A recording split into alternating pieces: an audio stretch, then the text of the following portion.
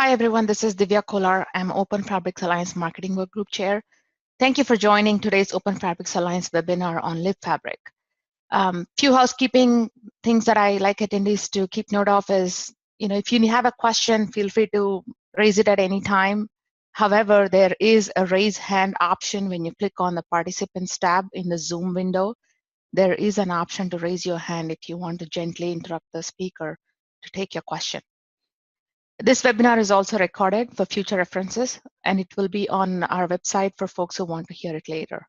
There will be a link posted around for attendees post the webinar, so you can get to the presentation if you'd like to after today. So let's welcome Sean Hefty. Sean Hefty today joins us to talk about Libfabrics and provide a user perspective.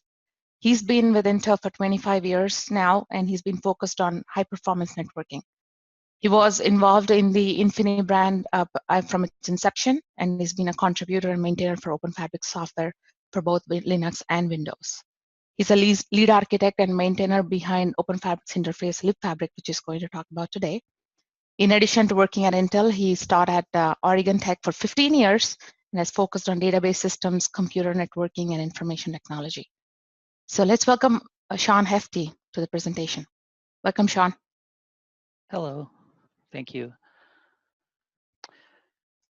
So this is going to talk about the OpenFabrics interfaces, Libfabric. Sometimes you'll hear the terms OFI and Libfabric to usually mean the same thing to most people. I do work for Intel, as Divya mentioned, been with Intel for 25 years. For my primary focus here today would be as a co-chair as the OpenFabric Interfaces Working Group to talk about Libfabric.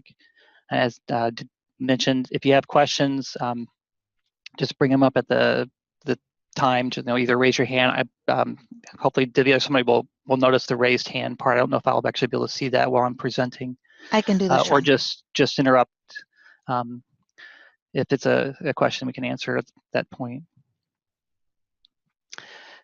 So what we'll look at, quick rundown of the agenda is what is the strategy of Libfabric and what's the design goal that we have between the development of Libfabric and what we're trying to achieve. I'll look at the architecture a little bit, how the providers, so basically how do we support different fabrics and networking hardware underneath. And then towards the end of the presentation, I'll talk about how do you get started. So if you want to run Libfabric, what do you do to get the download, install it, and then to make your first call, go a little bit into the bootstrapping of how you would set up to start using an API to call Libfabric. I did want to point out that it's an easy thing to remember. If you go to libfabric.org, so if you go to that website, that'll actually redirect to GitHub. But if you go to libfabric.org, there's a website there that'll have information about this. It'll have like all the software releases we have. It'll have older presentations that have been given about Libfabric. Link to the man pages that are available online. There's also a developer guide I can point people to. That's again off that link of libfabric.org. And a lot of what I covered today is also covered in a lot more detail within the developer guide in terms of what are we trying to do with the design and how do you use the different APIs.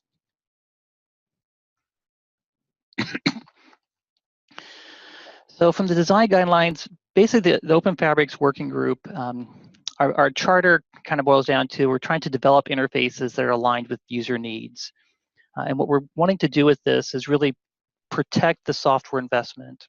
So although I worked for Intel, my background is all software based. And I, for a long time, was in the software group at Intel. And we're looking at how do we protect software from changes to hardware while still taking advantage of certain high performance capabilities in hardware. Stuff like RDMA. How do you take advantage of that if you have tag matching, and some of this will go into more detail later, but tag matching capabilities, dynamic routing on the switching, what can we do with software to allow higher level software to use those hardware features without the upper level software having to code specifically to every different fabric or every vendor's hardware. So part of this is really trying to find the right level of abstraction between what the middleware or the application's wanting versus what the underlying fabric is capable of supporting, and trying to define a software interface that finds that abstraction. So that we're not completely mismatched. One of our goals here is to have high performance. And obviously we don't want such a high level software interface that we lose performance in the process. So it's really easy to code to, supports a large variety of fabrics. This would be something like sockets, right? Sockets is very high level, portable, but you lose a lot of performance with that API. So we want to really analyze, as we're developing the APIs, is are we losing any performance through these APIs? And are we allowing a large variety of implementations underneath, so the hardware doesn't have to be a specific type of hardware, that you can have a lot of vendors playing in the same ecosystem and supporting the applications by each optimizing for their specific hardware. And up front, we did want to build in some extensibility to the APIs. We assume that we're not going to come up with the exact right API, that things will continue to evolve, and that we want to be able to evolve with those changes. So if we take a standard NIC, if we add RDMA capabilities, we want to be able to support RDMA.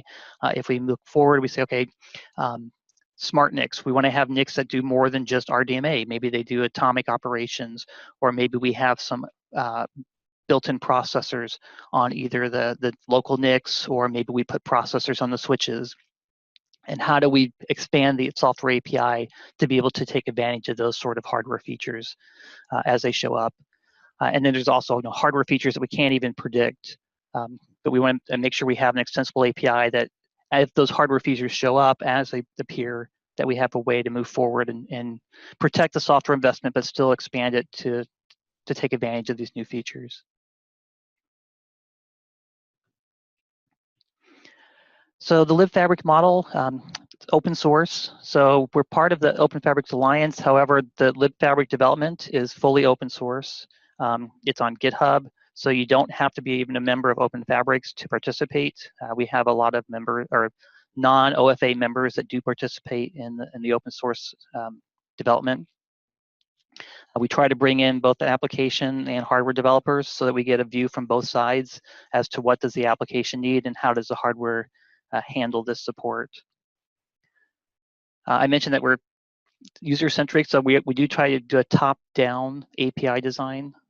So we're looking at what is the application needing, and here we have a lot of debate and fairly careful analysis going through the working group to just figure out, are we getting a proposal for a solution, or are we getting a proposal of these are the requirements, and really trying to identify from the solutions we're often given, what is the requirement of the middleware or the application? What are they really trying to do? And understand that so that we can have the right level of abstraction underneath. We are HPC focused, so we do care very much about having an optimized software path. Again, we don't want something so high level that we lose performance. Some of the concerns is stuff like how many instructions do we have from the application to the hardware? What's the impact on our memory footprint and the cache? So make sure our data structures can fit in a single cache line. If we have addressing and we're talking about communicating with tens of thousands to millions of peers, how much memory are we needing to allocate to store addressing information?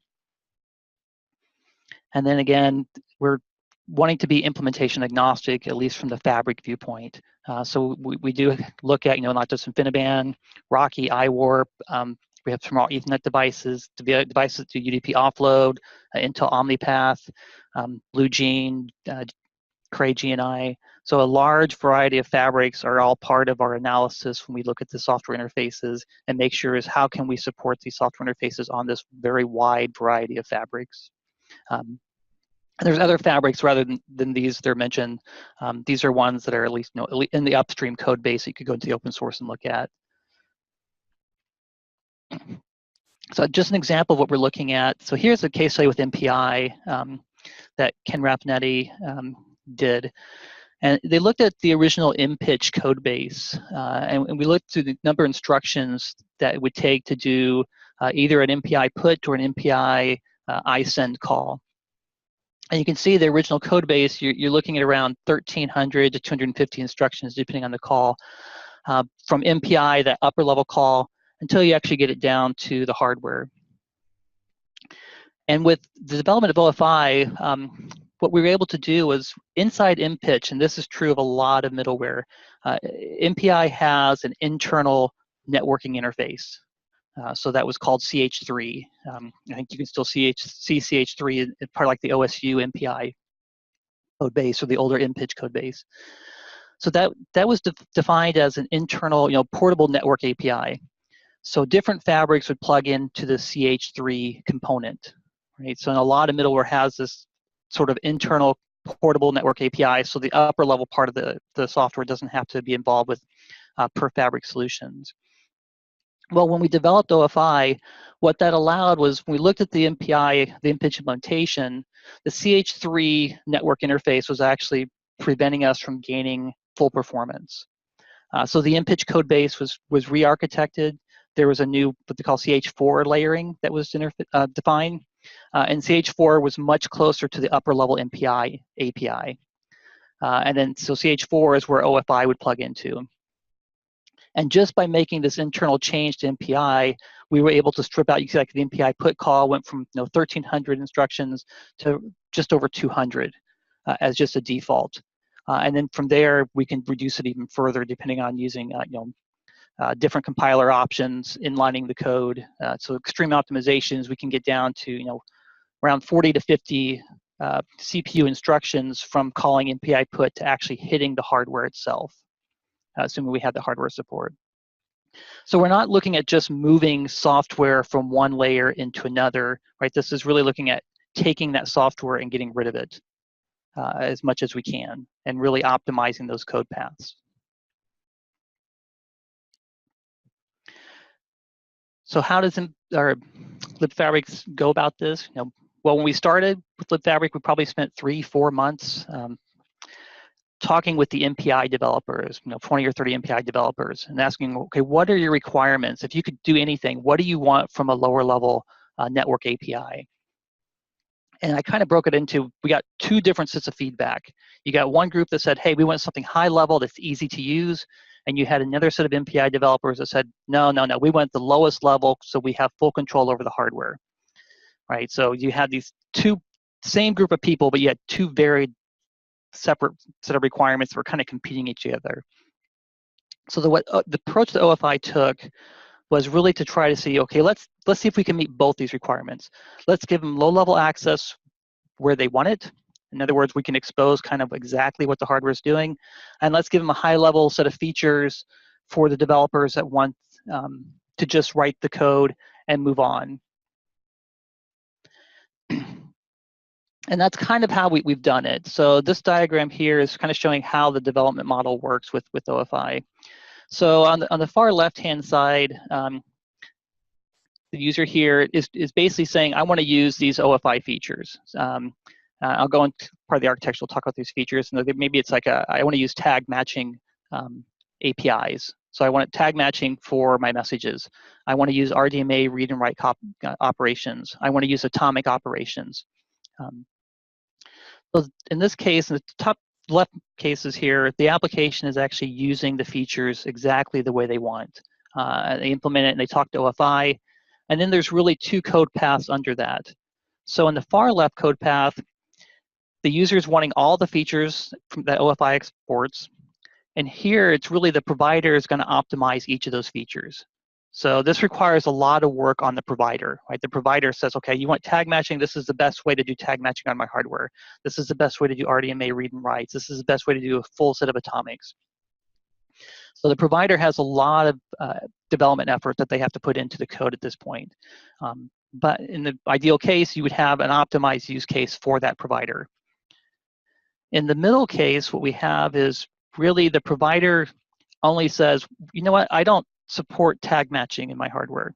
I can do RDMA read writes, I can do some atomics, but not all. I can do message passing, but I need some help. So in this case, what we do have in OFI is we have a common set of infrastructure to say, okay, the application really needs tag matching as a feature. And since they need tag matching as a feature, we need that implementation for tag matching somewhere. So we're going to provide an optimized version of tag matching inside OFI. So in this case, the provider does less work, right? So they don't have to do tag matching themselves. They just do what they support well.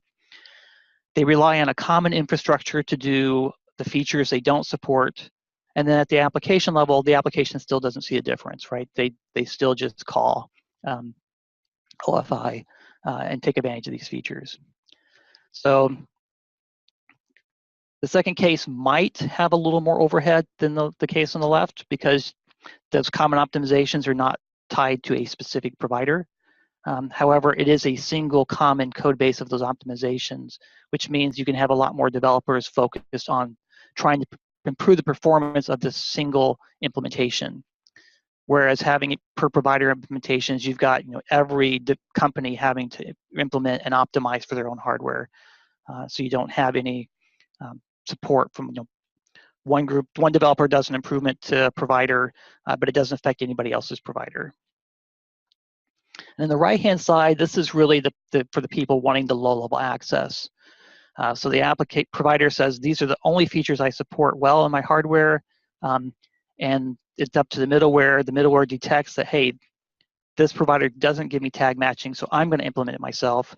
The provider doesn't give me shared memory support. I will implement my own shared memory support.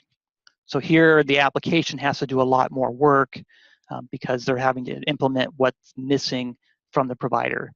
But then they know exactly what the provider is giving them, and they can optimize for their use case. The middle case here is kind of a common case, but it doesn't even know, not only to the provider, it doesn't know what the application above is doing. It doesn't know if it's talking with MPI or SHMEM or GasNet or Charm++. So it just doesn't know what it's trying to do there. So for our development, we do have TCP and UDP support. So this runs over just standard Ethernet. We put those in so you can run on just your laptop, for example. You can install Libfabric, just run Linux, or you can even install on your Mac. So you can see we have Linux support, FreeBSD, we have Windows support, and OS 10 for development. And obviously our primary focus for distribution is Linux. That's where most of the actual users are. The other ones are a lot for development purposes. So kind of the community view of where we're at. You can see up the top, there's a large range of middleware. I say user or application. Again, most of our users are just middleware. So a large variety of middleware is already enabled to run on Libfabric and use it. Libfabric's exposing these higher level constructs to the applications, which will take a time. We'll go through all those. And then you can see at the bottom the list of providers. So providers are either targeting a specific hardware or a vendor's hardware, or maybe a class of devices. TCP, UDP works over anything. We have a verbs provider that's generic to work over any RDMA verbs type device. So InfiniBand, Rocky, iWarp, any of those type of devices. We have support Cray, Cisco, Intel, OmniPath. We do have shared memory support. Amazon recently announced that they have a elastic fabric adapter, and they're plugging in that support underneath Libfabric. And then you can see the rest. Now, Amazon's not upstream yet. HPE has a support for Gen Z fabrics, and that's not upstream, but they have that support. So Libfabric does not require the providers to even open source their code. We do have a way for private proprietary providers to plug into Libfabric. Sean, question. Yes. For member to add new middleware in Libfabric, is the best way to go start attending your workgroup meetings? So if you wanted to create middleware, so we have the mailing lists. Again, at libfabric.org, you can get links to the mailing list stuff. You can communicate on the mailing list. You can call into our meetings. So our meetings are always open. Currently, we're meeting every other week on Tuesday mornings. And I think that's on the calendar. So if you go to openfabrics.org, there's a calendar there that has the meeting information. Okay, thank you. So yeah, and so the mailing list is an easy way to say, I'm trying to enable my applicational middleware. What do I need to do? And we can usually point you to, here, if you look at InPitch code base that's open, or some of the other ones in GitHub, to see how they've done it. And if you wanted to plug in at the lower level, we can usually point you to, the sockets. TCP or UDP provider are very simple providers to look at to kind of see how to get started if you're trying to create a new fabric at the bottom side. So a lot of provider developers like that we have, I go back one page, this middle section here, right? We have these common optimizations. So I mentioned Amazon, like Amazon's an example where they have this provider, they've implemented their low-level support, and they're relying on these common optimizations to kind of give them the full set of features. So it becomes a very quick way to get your provider plugged in, working with a lot of applications, and then you can move from the middle over to the left a little bit as you want to optimize for your provider. So going through the architecture, so in Libfabric, two things I want to mention about kind of how it works with Libfabric is we have these terms we call capabilities and modes. And capabilities are things that the application wants out of Libfabric. So the application would say, okay, I want to be able to send and receive messages. Right? That's a very simple capability, but I want send and receive messages. I want tag matching support through the API. I want RDMA read and write support. So those are capabilities where the application says, hey, I want these features from your API. So those are really driven from the top down. Now there are additional capabilities where a provider says, hey, I have this special feature for helping you to handle receive buffering, right? And that's stuff where the provider can say, I have this additional capability if you know how to use it. If you don't, ignore the bit, it doesn't matter. Mode bits are kind of the opposite. So this is where we've had to make a trade-off for performance. So mode bits are really things that the underlying fabric hardware needs the application to do for it. And this is driven by really, a lot of times it's more performant for the application to do the work than it is to try to hide the work in the provider. So if anybody's familiar with RDMA devices, RDMA verb-based devices have stuff like memory registration, right? I'm going to have my hardware access memory at the application level. In order for the hardware to access memory, the memory has to be pinned down, right? And the way of pinning it down through the verbs mechanism is to register it. So I allocate a buffer, I register that buffer, that pins the memory pages down so the physical to virtual mappings don't change, and now the hardware can access it. Right, so this is something that's extremely expensive to hide. And if the application can do it, the performance will be significantly better. So this is stuff where we expose the mode bits up, where the provider says, hey, I need you to do this for me. And there's probably a dozen different mode bits that will help the providers out, where the application has to decide which mode bits it wants to use or not, or which ones it'll support or not.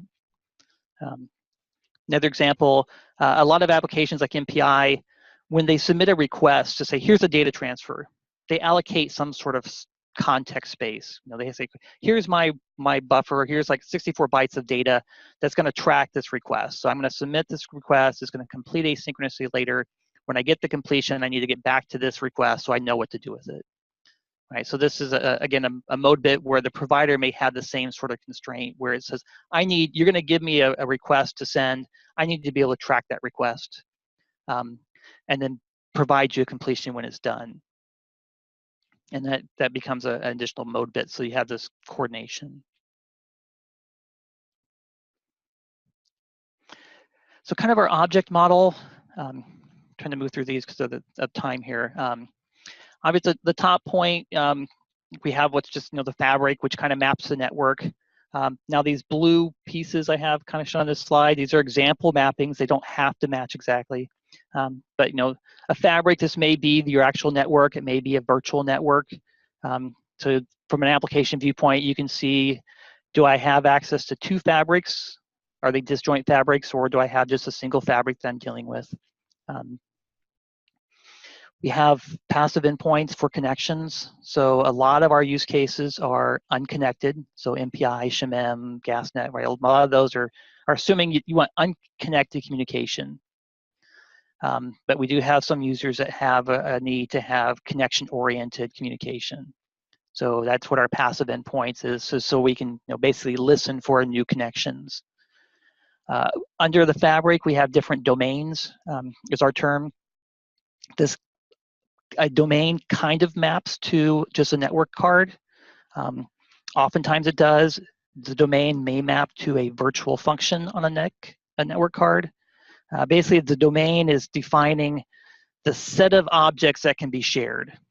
So everything that's part of a single domain can be connected to each other.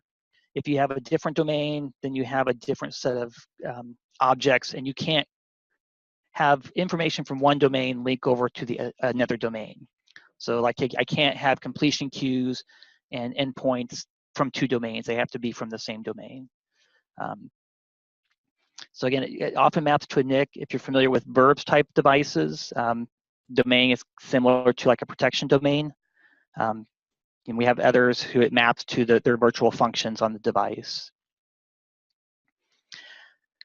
I mentioned earlier we had a concern about addressing. How much memory are we consuming for addresses? And are we having an interface that's easy to use? So in OFI, what we defined is something called an address vector. And an address vector is basically conceptual, it's a table of addresses. So an application creates an address vector. They populate it with maybe 100, 1,000, 10,000, a million different addresses. And each entry in this vector corresponds to a peer, so who they're talking to. So conceptually, it's a single object, and you can think of it as just basically an array even of addresses that you're putting into this vector. And then when you're doing sends and receives, you can do sends based on an index rather than actually specifying the full address. So if you have like using socket addressing IPv6 addresses, or maybe you have 16 or 20, 24 bytes worth of addressing space. From the application, you're just having to store an index if you're even needing to store an index. So a lot of the middleware already uses indexing-based communication. So this is just a convenience for them. And because of the way the address vectors are defined, they can actually be shared between processes. So if I have 16 or 32 processes on the node, and they're all going to talk to the same set of peers, I can have a shared address vector, and I have one copy of the addresses in memory, and then all the local processes access that same address vector. And we could even go further with the address vectors and actually compress the data. So we don't have to store addresses in a table like I'm saying, like I'm putting addresses into an array. I can actually use these indexes, for example, to run an algorithm. So if I say I want address 100, I run that 100 through an algorithm, and that produces the address I'm actually trying to communicate with. And that greatly reduces the memory footprint down to maybe kilobytes in order to talk to a million peers.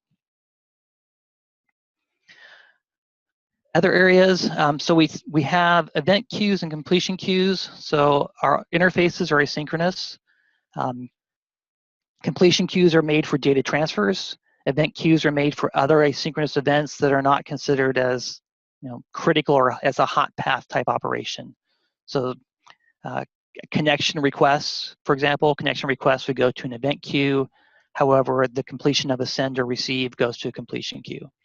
And then we have some other objects that are kind of waiting if we need to wait, a blocking application. And then we have something called completion counters, which is a little bit lighter weight. So rather than a completion queue, which gives you full information of a completion, we can simply have a counter that increments every time a send's done or every time a receive's done, which can be very useful because now we're not actually having to enqueue an object on a completion queue. We just need to check a counter and bump it. So in OFI terms, an endpoint is equivalent to like a socket or a queue pair. So it's basically a set of command queues that you're using to communicate to and from. So I mentioned the two endpoint types. We do have connected. You can see kind of the flow here. And then we have the unconnected case.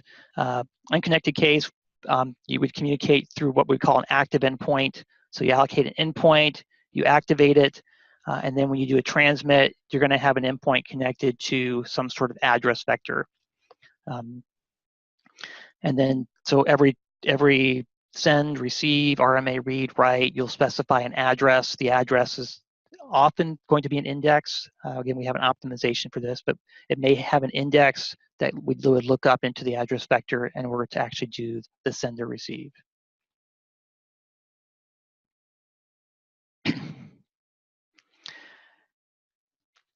Endpoint context. So this is mapping to command queues. So our endpoint is made for communication, and there's, for most people, the default would be this kind of upper level picture. So you create an endpoint, you're able to do transmits, you're able to do receives, and you can have completions. The transmit receives go to different completion queues or counters, right? So every send receive, the endpoint has its own transmit context or receive context. And I'm using the word context here. You can just think of these as command queues. However, they're not necessarily queue based.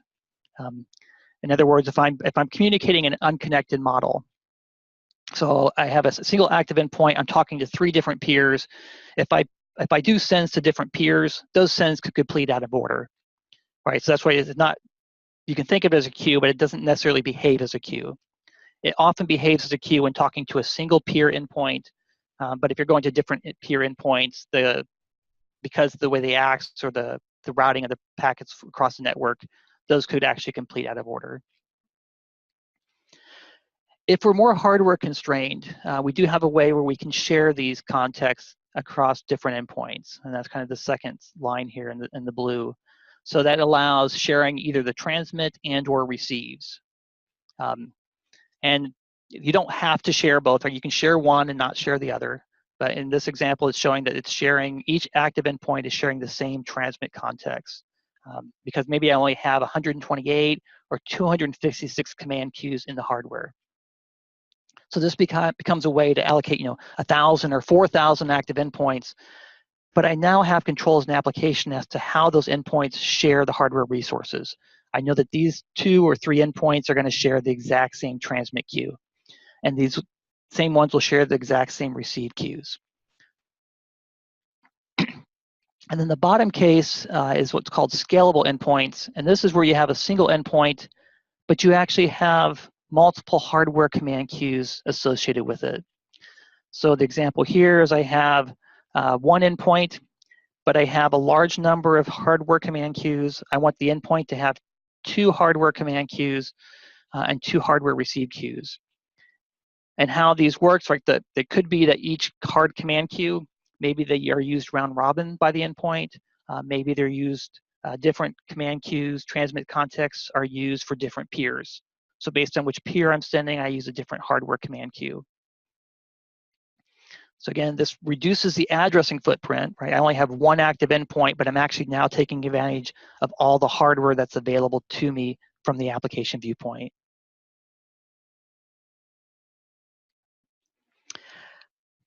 Address vectors. So I mentioned you can think of the address vectors as just an array, right? Here's kind of an example. So address vectors have 2 flavors. We have table and we have map. So with the table case, this acts very much like an array. That you're going to use an index. So the application says, here's my address. Kind of see on the left-hand side, I'm going to insert these addresses into the table. I'm going to use IP port numbers. So the IP address, port numbers are inserted in. Here, what's happening is the provider is taking the IP port address, converting it into an address that's specific to their fabric, right? So this may be some sort of translation. So even though the application is using IP address, the underlying fabric does not use IP-based addressing. It uses something else. Like this would be an example of how the InfiniBand RDMA stack works, where I can use IP addressing, but underneath I actually have to convert that into lids or some sort of other addressing scheme. So we have a conversion that occurs. We store the fabric addresses in the table, And now the application simply says, I want to send to 1. We look up 1, we get the fabric address, we send the data out in the wire. So the drawback of this is this does consume more memory. We're storing the fabric addresses here. We're having to do a lookup. So every send to receive, we have an index we have to convert into the fabric address in order to put the data onto the wire. The address map viewpoint allows us to avoid this lookup. So address map, rather than using an index, what happens is the application, again, they're going to take the IP port number addresses, insert them into the map, our address vector. But here, what we're going to return back to the application is just a 64-bit value. So rather than saying, okay, you're going to insert these at index 0, 1, 2, 3, instead they're going to provide an insert, and we're going to say, here's a 64-bit value for you to store. So this requires some storage from the application. But what it does allow is now we've avoided the lookup. So we pass back to the application rather than saying, I want you to do a send to 0. Now you're going to do a send to 1, 0, 0, 0, 0, 3, 0, 5, 0. Right? So they use a 64-bit value that they have to pass in with every send and receive.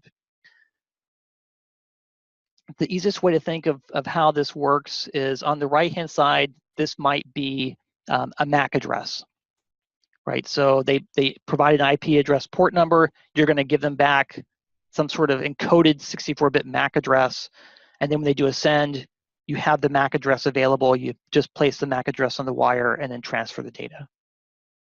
So it just avoids the lookup if you want, again, a more optimal software path, but it does possibly increase the memory consumption. For data transfers, kind of shown much earlier, but we have message queues. So you can send and receive messages. We maintain the message boundaries. This basically acts as just a FIFO. We have tag message support, which allows the application to basically associate some sort of identifier with each buffer. So the first message gets an identifier of 1, second message identifier 2, and then the matching at the receiving side is not FIFO, but the matching at the receiving side is based on these identifiers. So when you post a buffer on the receiving side, you say, I want to receive a buffer, and I want to receive it that has to have ID 1, or it has to have ID 2. So most people who've dealt with MPI understand the tag matching portion. We do have multicast support. We have some data. We do have support for unreliable datagram communication endpoints. We have a new type of endpoint called Stream that's targeted at being able to send and receive streams of data, because there's a lot of cloud-based and existing middleware that assumes in the implementation, they're really assuming that they're dealing with streams of data. And this just allows us a way to kind of help support applications that want a stream-based semantic. RMA is for the remote memory access. So RMA reads and writes of the data. So we're posting doing a transfer, and we're going to say exactly where we want the data to go at the target buffer. Rather than the receiver controlling where the buffer goes, this is actually where the sender is controlling where the data is going, or where the data placement's going. And then obviously we have some atomic operations I spoke about, and we have a full set of atomics. I won't go into detail, but we do have this, atomic fetch, compare, swap, read, write, multiply. So there's a set of atomic operations that you can perform at the peer. So atomic operations are similar to like an RMA operation, except now the fabric has to know the format of the data, right? Everything up, messages, tag messages, RMA operations are all assuming just byte-based transfers. It doesn't know what the data is, it's just moving bytes. The atomic breaks that model and actually says, I'm not just moving bytes, I'm moving a 64-bit integer or a floating point value or a 32-bit integer, and it can actually perform an operation as a result.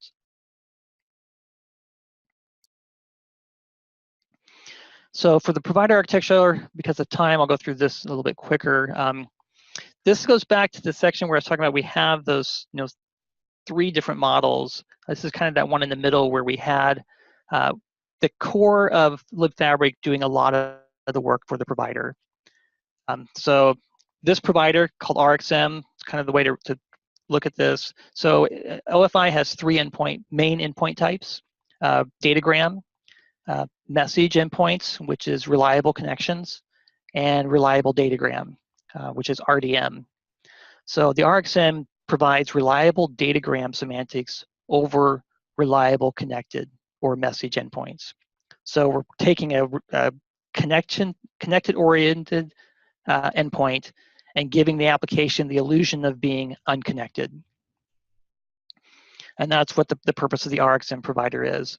So one of the main use cases for this provider is to run over our verbs-based hardware. So InfiniBand, Rocky, iWarp. This is where it's really targeting. So it's trying to provide those unconnected semantics to the application, MPI or SHMEM, when we have reliable connections as a requirement from the hardware. So it does stuff like connection multiplexing. It'll dynamically establish connections. So even though you may put 1,000 or 10,000 addresses in to talk to the peers, it doesn't actually form connections to those peers until they're needed. Because in a lot of application use cases, even though you say, I want to have 10,000 peers, you only actually talk to maybe 100 or 64 of those peers at any given moment. And then there's different ways of doing the data transfers.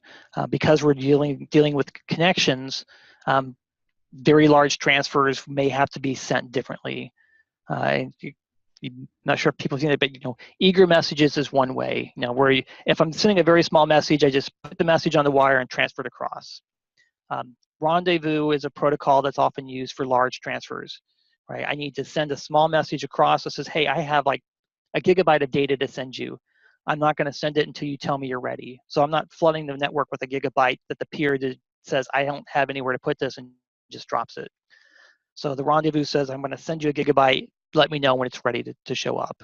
So that would be another optimization for a transfer that this does. And that's, again, as a result of hardware restrictions of how these endpoints work.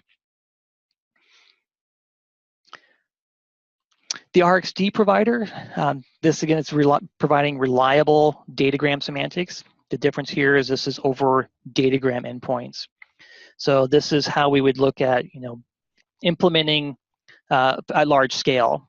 So stuff like UDP, verbs, UDQ pair support, US NIC, so that's Cisco's US NIC, the way they would support MPI. Amazon's EFA, their elastic fabric adapter, kind of falls in the same model where they're basically a datagram based NIC, and they would need to have so verbs UD, EFA, all these need this reliable datagram where we're going to do add the reliability protocol in. We're going to do segmentation of the large packets and have to reassemble them at the other side, handle flow control. So that's the goal of this provider. The kind of a help provider. We do have shared memory support, which just for sake of time, I won't go over in too much detail. What the shared memory provider does do is we try to optimize this provider to scale. So we maintain a single command queue per process. So rather than having every process maintain some sort of command queue, which every other process, we have each process only has one to try to reduce the memory footprint. So we can scale up the number of processes per local node without greatly blowing up the size of the shared memory regions that are being used. And the last product I mentioned is we do have this thing called a hooking provider. So this is, if you're familiar with the Linux term of how to hooking a library. So the hooking provider allows us to basically intercept calls between the top of the API and in the actual core provider. And unless the hook's installed, it has no impact. So if you don't have any hooks enabled, you just go directly to the core providers. The application just does the normal performance path. But we do have this ability to hook calls to capture information. And the main reasons we have it is to either help capture debugging information or for performance analysis, which is kind of shown on the next slide. So we have this performance monitoring capabilities built into Libfabric through this hooking provider. So we can install the performance hook, run the application, and actually capture performance data in terms of how many instructions or how many CPU cycles, either one, are we using through these code paths. So if we're doing a send, if we read a completion queue, how many instructions are we actually going through these paths? So as we make optimizations underneath, we can actually go back and see, okay, we tried to make an optimization. Do we actually reduce the number of instructions, or do we increase the number of instructions? And what about the CPU cycles? Are we seeing increase or decrease of CPU cycles? Do we affect how often the cache was hit or miss? So that's part of what we have the performance hooks in there for. And then we have support for multi-rail. This is under development. So there's some parts there, but we've had requests to be able to take advantage of multiple NICs on either same fabric or different fabrics. So our multi-rail provider, it's generic. So it can take, if you have multiple ports, if you have multiple NICs, the NICs don't even have to match, and the providers don't even have to match. For example, you could actually have this set up to be across, just normal InfiniBand or Rocky for communication. But if those devices fail, actually fall back to standard sockets based communication model if that's available. So you can go from, you don't have to have everything active. You could have active, active standby, and then only use the standby if all the actives fail. So that's the long-term goal with the multi-rail provider.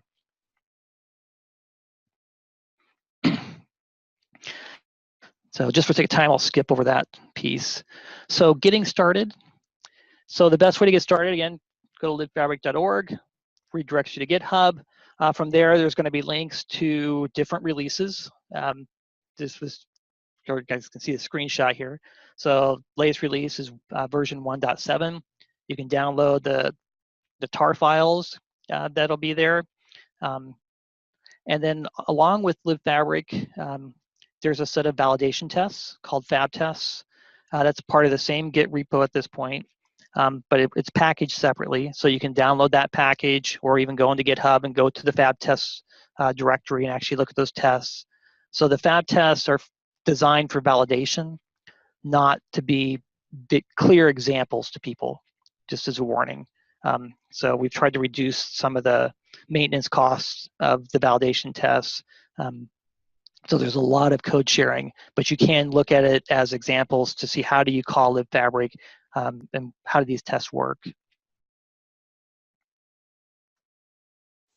So installation, fairly common standard convention, untar it, change directory, configure, make install, and then zip it up. So we don't create RPMs as part of the working group. OFA will take these packages and create RPMs, or the distros take the packages and create the RPMs. That's just some references here. When you do configure, if you do -- help, that'll give you all the configure options that are available. You can selectively enable or disable providers at the configure time. Example there, enable verbs equals yes. That'll make sure that the verbs provider is built in. And if there's something missing, the build will fail. So by default, when you configure Libfabric, it automatically looks to see what providers, so it takes all the providers that are shipped with the package. It sees which ones are able to be used. So for example, the verbs provider requires libib verbs to be present, librdmacm to be present. So the configure will actually see, do you have the required libraries present? If you do, it automatically builds that provider. If anything is missing that provider needs, it simply just disables the provider and skips it. So if you don't have libib verbs installed, for example, it won't build in the verb provider. It just skips it because it's not available. So Libfabric comes with a couple of programs. There's a simple ping pong program, FI ping pong. That one, you can actually kind of look at that as an example application. And then there's a utility program called FI info. So this is automatically built with Libfabric and installed as part of the package. So FI info, if you run that command, it'll show you basically what providers exist that are usable. So it gives you kind of an output screen of that. FI info, there's different command options. Again, you do -- help, you'll get some help on what FI info commands options are available. So FI info -L will list all the installed providers. So the providers may not be usable, but it'll say that these providers were actually built as part of the package. So the reason the provider may not be usable is you may not have the software, but you may not have the hardware available to actually use it. So the -L just says, okay, I built these providers in. And then there's a verbose mode to give you detailed, very large detailed information about the provider and all of the attributes in terms of the architecture described before. What are the domain? What's the domain capabilities? What are the endpoints that are supported? What are the endpoint capabilities? A full list of those. And then the last one is if you look at the --env for environment variable. So Libfabric has kind of a requirement that all the providers, whenever they want to define an environment variable, we have an infrastructure where they basically have to define the environment variable in such a way that we can get that environment variable data back out. So that the -env will actually give you, these are all the environment variables that are in this, that Libfabric supports, along with the description of what that environment variable does. So you don't have to have a separate document that defines these environment variables. You can actually look it up. Can you see there on the right? If you get that, you'd see that there's a FI log level environment variable to basically turn on logging, and it gives you what are the options for that. Debug, info, warn. So there's again a brief description of that environment variable and what values you can set it to.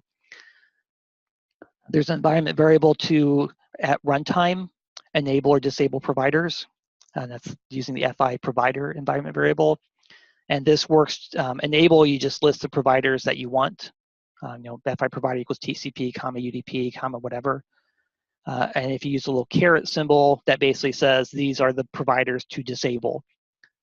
And this is a good way to basically either force using a specific provider or make sure that you're not using a provider.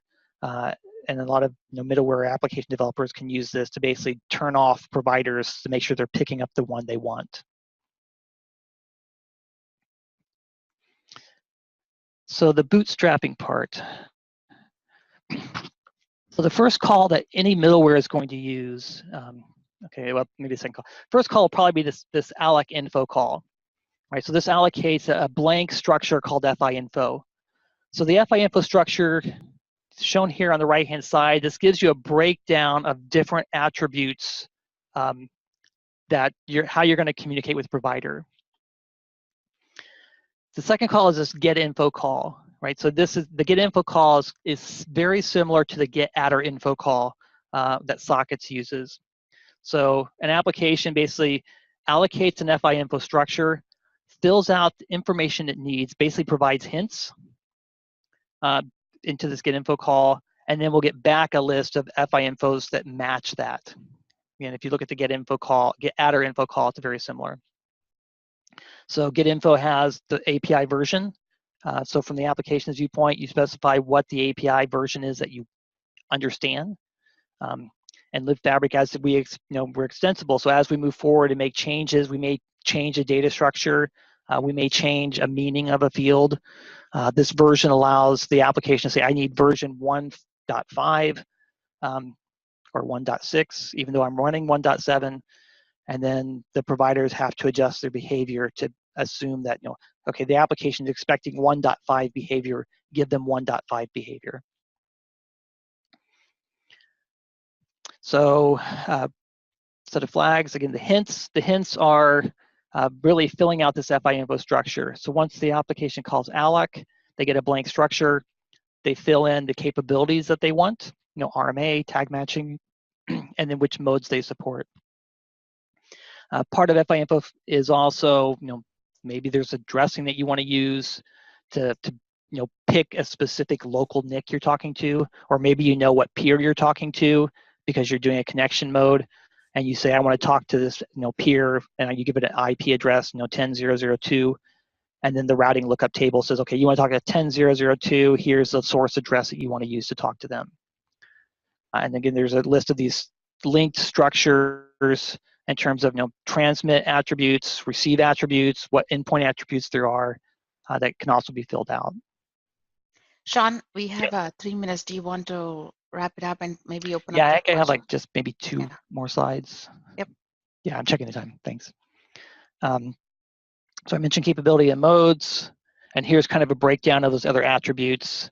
So you can see at the fabric attribute level, you get information about the provider's name, what version they're using, what is the fabric that you're accessing. The fabric, these are character strings, but the fabric character string may be an IP address, for example, an IP subnet, or an InfiniBand GID.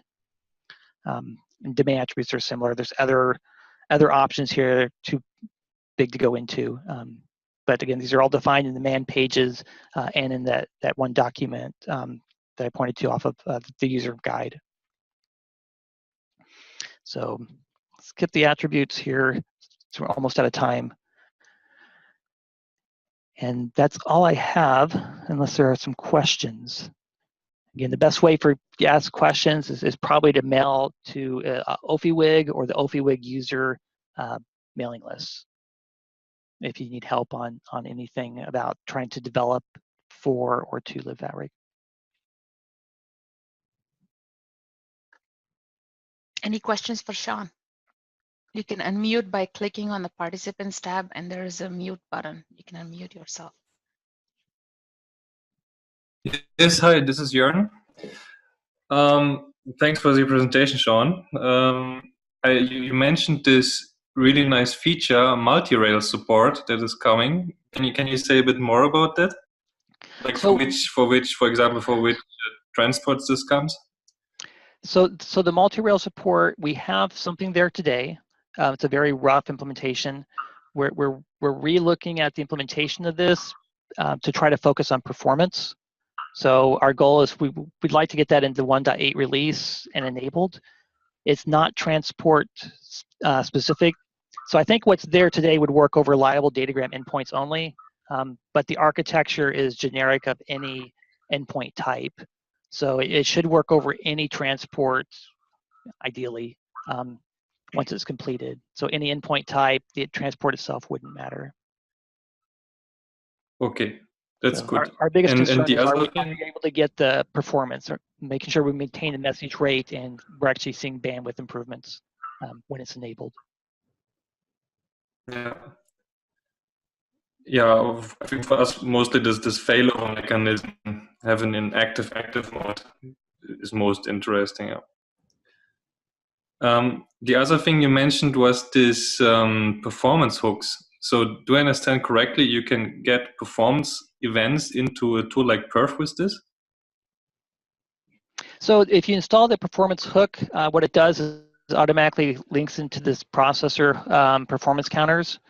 And then it's like, basically it will do a debug output of the performance data based on, I think it's like when you open a fabric and when you close the fabric, closing the fabric will automatically dump these performance counters that we have available. Okay, wow, cool. Is that already in Libfabric now or in a future release? That's in Libfabric today, yeah. So you can enable the hook and capture the fast path operations. Okay, great, thank you. Okay.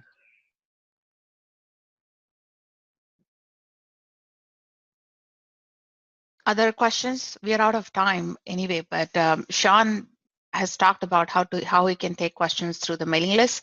So please feel free to reach out to the mailing list for any questions on Libfabric.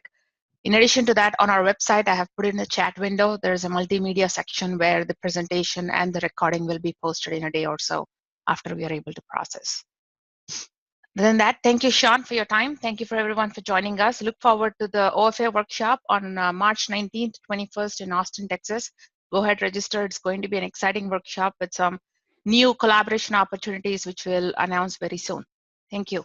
Okay. And I do plan on trying to post these to the libfabric.org site. Okay, sure. Thank you, Sean. Okay. Thanks.